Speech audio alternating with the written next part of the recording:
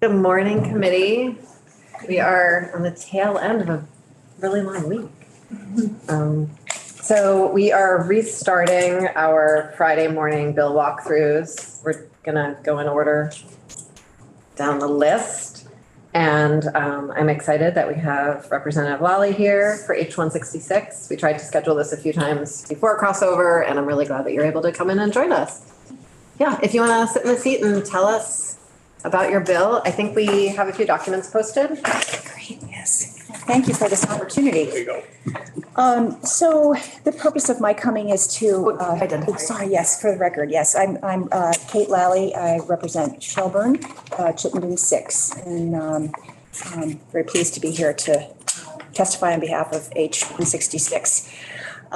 So this, as you know, is a bill that seeks to realign or reinstate the Vermont tax treatment for medical deductions with the federal tax treatment, which is something that was in place before the Trump tax cuts. So for those of you who are maybe unfamiliar with continuing care residence centers, they provide a sort of one-stop shopping for all your elderly care needs. You start as in independent living, and then if you anticipate having healthcare challenges going forward, which is, kind of is often the case with aging, you can graduate to assisted living and then to even nursing care in the same community with people that you know and so forth. And so the entrance fee and the monthly fees at these establishments are the mechanism that provides the long-term care insurance. That's basically your policy. So prior to the tax code, residents who entered at Wake Robin, which is in Shelburne, and it's the only one of these facilities currently in the state, they gave up what seemed to be duplicative long-term care policies, and now with the inability to deduct the costs of their monthly fees, their healthcare costs are going up. So this is for your consideration to reconsider that policy position. And I just wanted to say that well beyond, the needs of this one institution, I think that this is a model that could provide broader benefits to Vermont if it were more widely able to be used, which would involve restoring the medical exemption. The model really does help manage the healthcare costs of older Vermonters, and we have. We're the second oldest state in the country, right? And we're, there are many stories in the press about how we're struggling to take care of our elders properly. So I think we just kind of need to maybe consider having the benefits of having more options. And then I also think that this could potentially help be part of the portfolio of solutions that ease our housing supply challenges. And so 25 units on average at Wake Robin, just as an example, become available each year. And so that's freeing, these are people who are downsizing from single family houses into this establishment.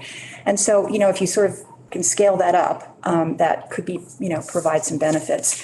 And I think that in one area in particular where this could be helpful is in rural Vermont, these places don't all need to be in Burlington, for example, but there are many opportunities to co-locate these, I think, in downtown centers, which we're trying to revitalize, and that they would also potentially bring healthcare to these locations, and that can be made to be transit rich. We're working on that very hard in the next door, and so there just could be some nice synergies here.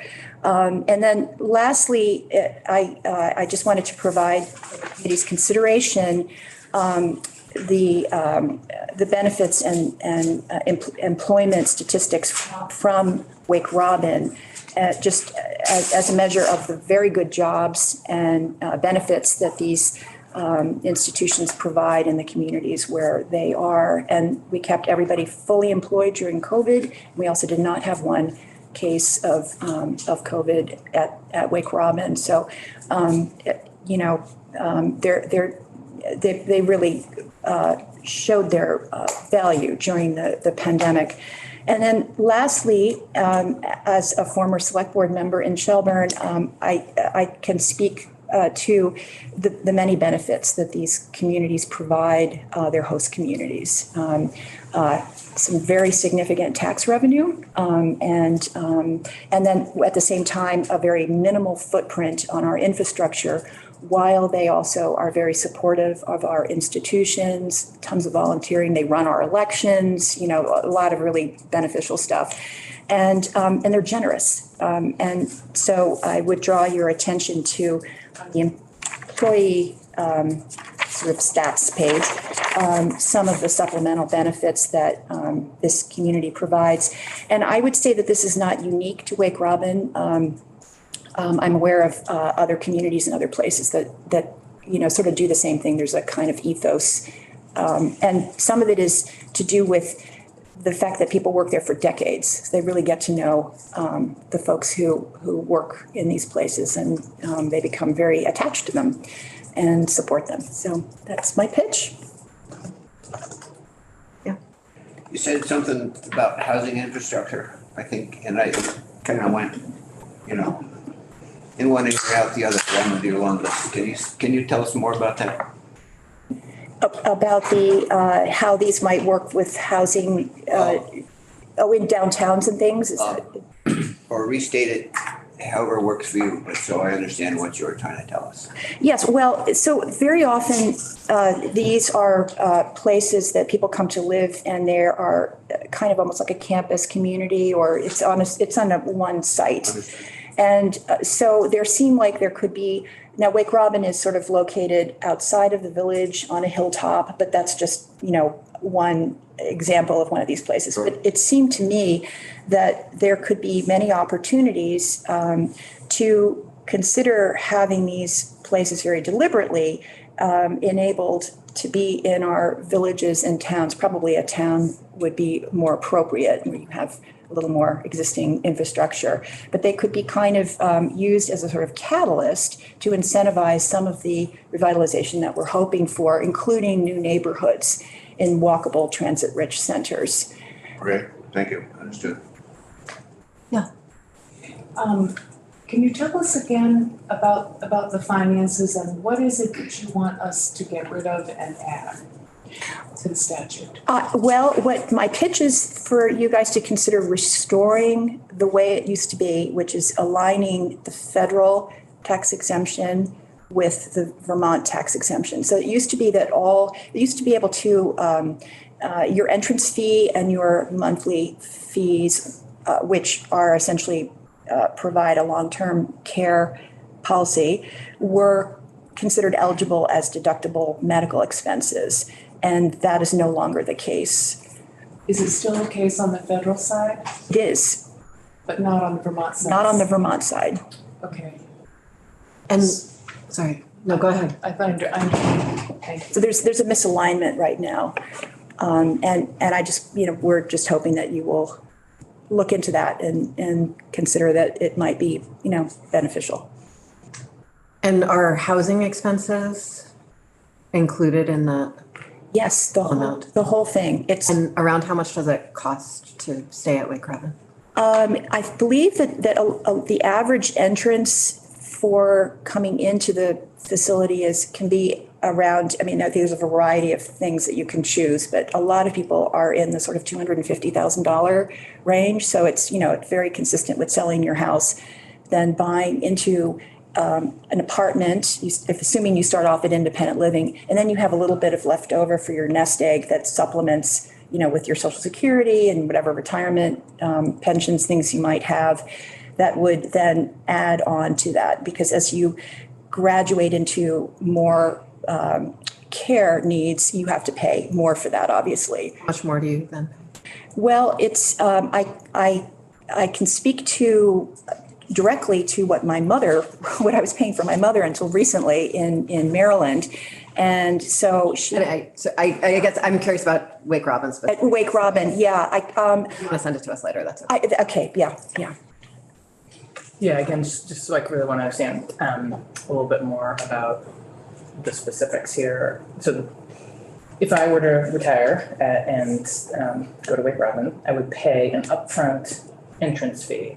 And then I would have a monthly fee that would depend on the level of care. Yes, but the important thing is by, So if I'm in a condo, I pay one thing. If I'm in the apartment, I pay another. If I'm in the assisted living. if you were in the assisted living, you would have a different rate. So if I can just because we went through this in my family, I can sort of sketch out like how it works from a personal, knowledge place. So you buy into you buy a dwelling at one of these continuing care places, and let's say it's $250,000 for a residence, which is what I was told is sort of on average the cost at Wake Robin. And then for that, you are essentially buying into a discount on long-term care insurance, which is roughly around 40% of the discount. So you have a sense of predictability about how much your medical expenses will cost going forward. So it's kind of an insurance policy in a sense. And so if we pass this, that entire $250,000, which is sort of a replication of previous housing costs, is tax deductible?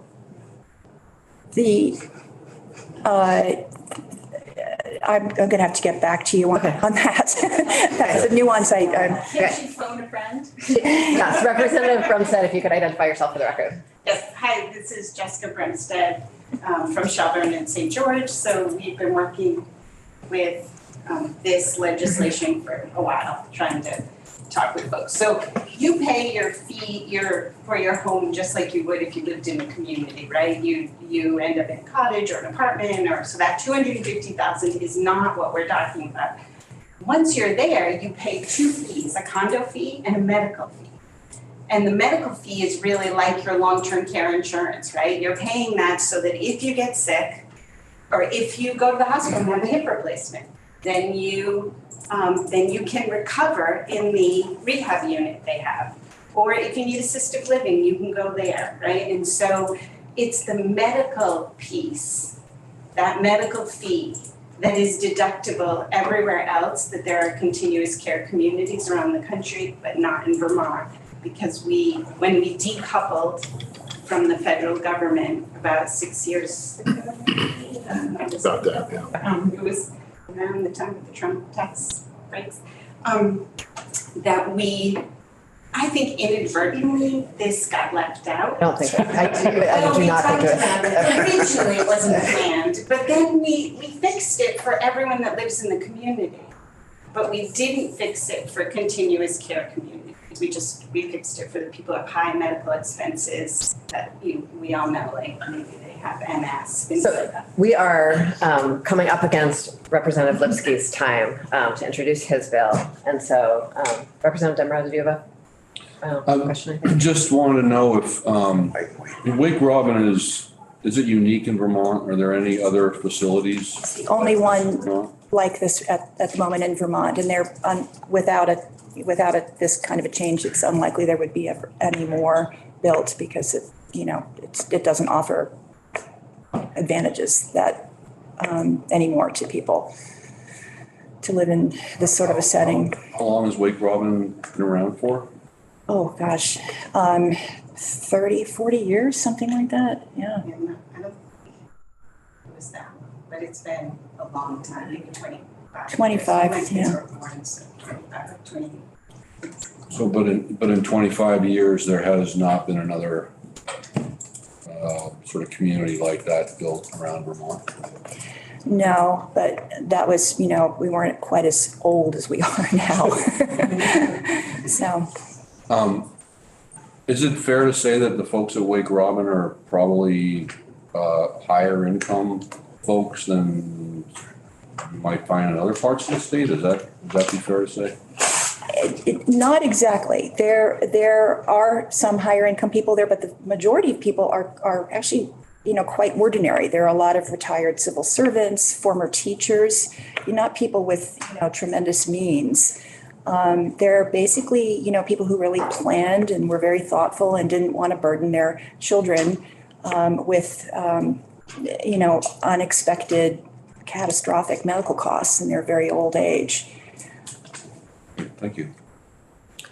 Thank you so much for joining us, Ruth. Thanks for the opportunity.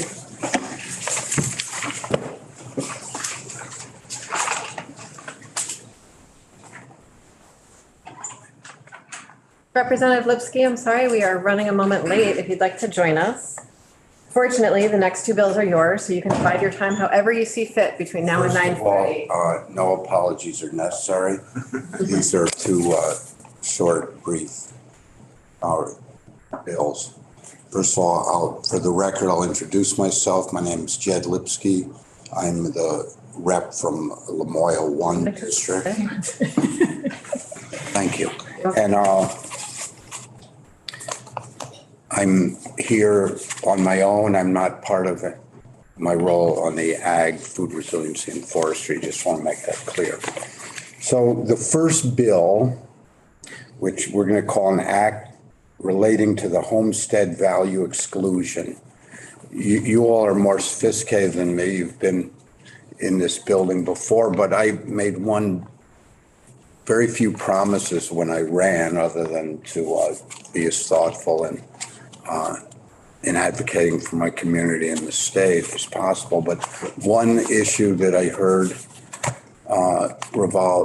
that was really frightening to a lot of the older or marginal, I'd say low middle class, lower middle class, or even lower than that, that still were property owners, homeowners, and aging.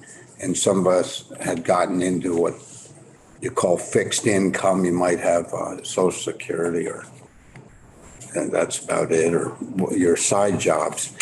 And what's happened in Stowe, as it has in almost every community in Vermont, property, partly it's been going on for quite a while, but the pandemic made things crazier and or the demand higher for lower valued homes. So a home in our community that might have been assessed at $350,000 in the last 3 years was selling for $750 or $800. I know it happened in all over, whether it's Windham County. Particularly in Stowe, though, yes. Yeah. Yes. And it's curious, I had some co-signers, I targeted them. That was a representative from Woodstock and a representative from the Mad River Valley. And the intent of this bill was very simple, and that is to try to mitigate the damage, the impact on the more vulnerable property owners. Because in 2018, the income sensitivity cap was lowered from $500,000 of value at the top to 400. It was a 20% drop.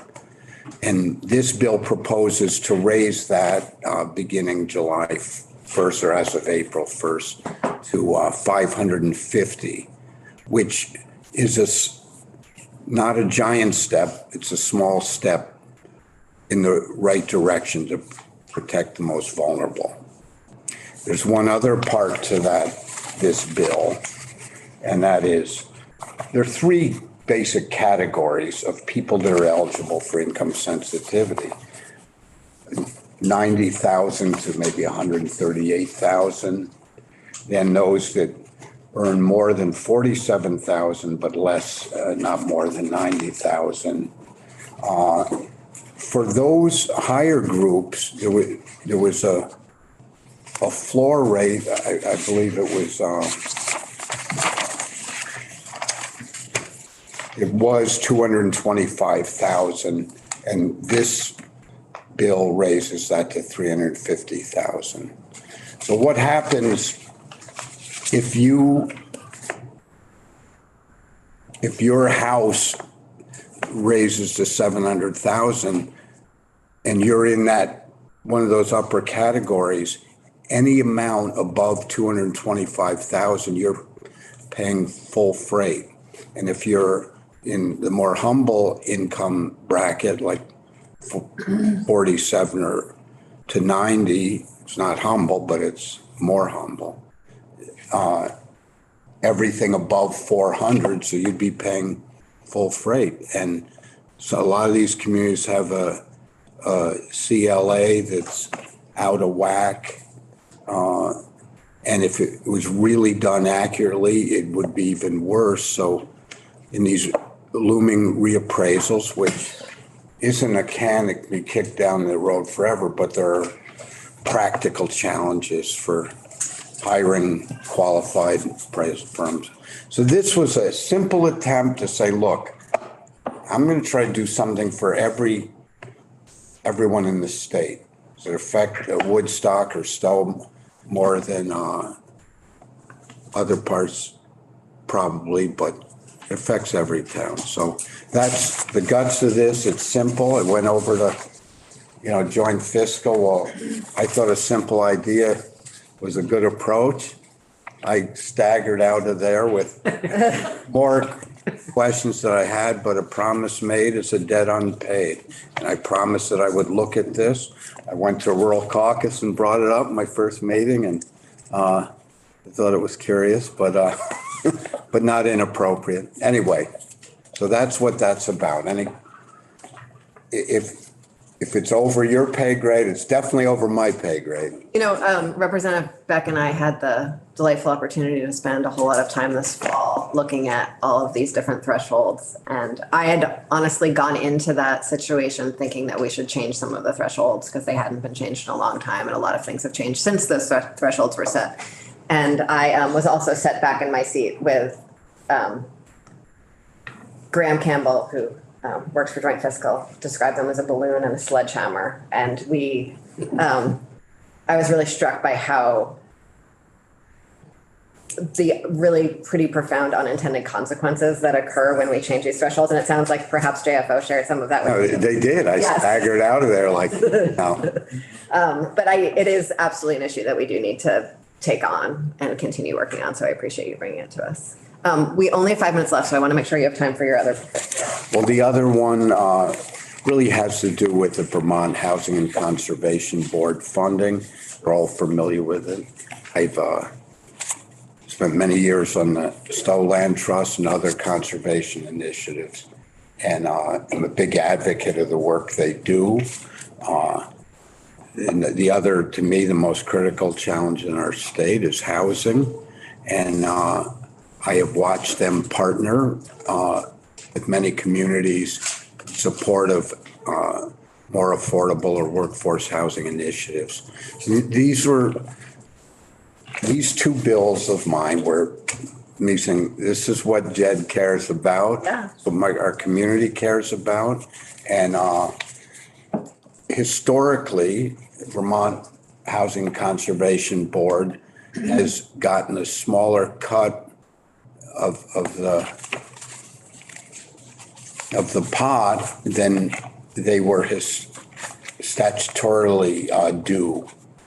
In other words, 50% of the funds that the state of Vermont received from property transfer taxes were due and statutorily directed to support the Vermont Housing Conservation Board. It's seldom been the case. This was my simple, again, approach. These are critical issues, both conservation and housing. Let's fully fund as we had once promised to do. Thank you. End of my presentation. I love that. Someone on the floor yesterday from appropriations said that they received no less than 4 formal requests to fully fund VHCB, and I very much. So I don't want to waste your time. I gathered. Wasting our time. We're glad you're here. Thank you. I gathered from a conversation I had with you about 6 or 7 weeks ago that there's something you're interested in. I would also love VHCB to be fully funded. I think the problem occurs is that we constantly not withstand the legislative language. So adding more legislative language will just mean more words have to be not withstood. So I think that what we need to do is figure out how we can support the revenues of the state so that it doesn't need to be not withstood anymore and that funding can be fully directed. But with that, we need to go say goodbye to our pages. yeah. Okay. And that's sort of the first ceremony. That's the first thing on the agenda today on the floor. So thank you so much for joining us. Thank you, and I want to make Appreciate it. clear, you know, the Budget Adjustment Act put a whole large pile in the VHCP, so I don't feel it's Okay, critical, Beth. Thank you. pretty critical. Thank